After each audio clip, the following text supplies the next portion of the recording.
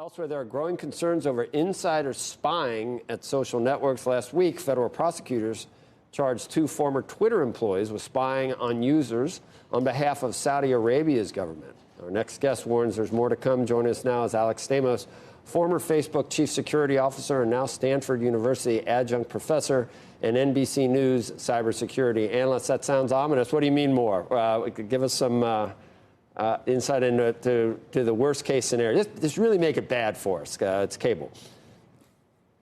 Hey, good morning. So I think one of the things we need to keep in mind is that a number of American companies, and now including the tech companies, have become the front line in the battle between the United States and its adversaries from both economic espionage, but also a human espionage battle. And these kinds of things that you used to see of other countries trying to turn spies within U.S. defense contractors, within government agencies, it's now the tech companies' turn because of the amount of user data they have globally and the fact that, like in the Twitter example, that they are the platforms by which people communicate about autocracies. The only safe way in some of these countries that you can talk about how you dislike the government, your desire for democracy and the like, is on American tech platforms. But that also means that these companies now have a real moral responsibility to their users to protect that data, to make sure these autocracies can't use it to go suppress them at home.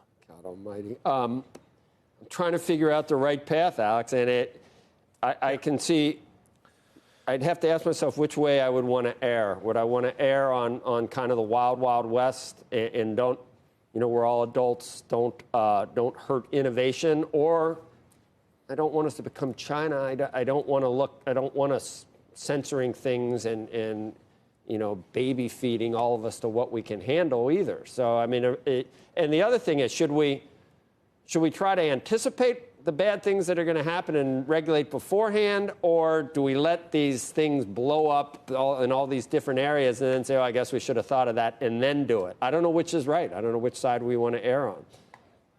Well, I'm not sure there's a good regulatory path here. First off, these companies have no desire for their employees to be threatened and turned. So I do think there is an alignment of interests between the large American communication platforms and U.S. interests in this case.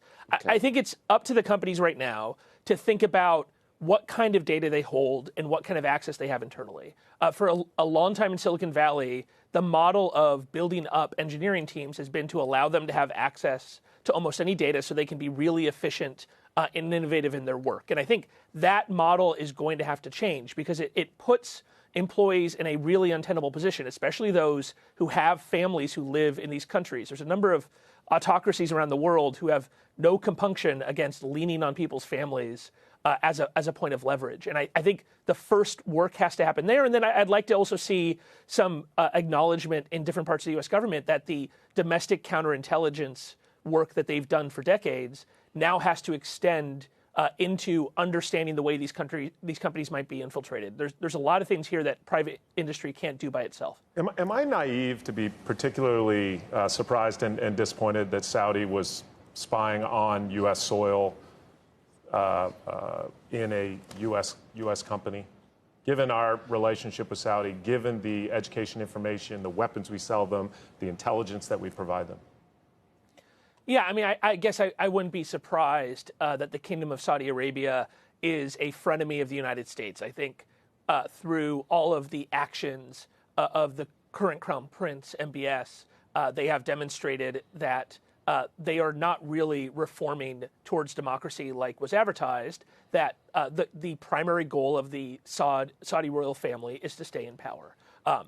Obviously, the horrible, horrible actions against Jamal Khashoggi demonstrates that. So I do think this was interesting. Now, what was kind of surprising here is of all the countries that have the ability to spy in the United States, the Kingdom of Saudi Arabia was not the top of anybody's list, right? The top is generally considered, obviously, the Russian Federation and the People's Republic of China. And so the fact that the first big case of this was Saudi Arabia, I think indicates that we should be concerned about countries that have a much longer history of spying in the United States of being able to pull off the same kind of thing.